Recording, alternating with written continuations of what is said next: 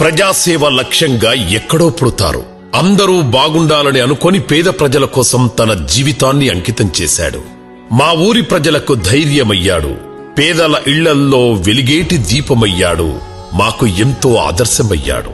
ఎన్నెన్నో సేవలు, ఇంకెన్నో సాయాలు చేసిన మా అన్న సతీష్ ముదిరాజ్ తేర్పోల్ అనే ఒక చిన్న గ్రామంలో ఒక పేద రైతు కుటుంబంలో అనంతమ్మ దుర్గయ్య అనే దంపతులకు జన్మించారు సతీష్ ముదిరాజ్.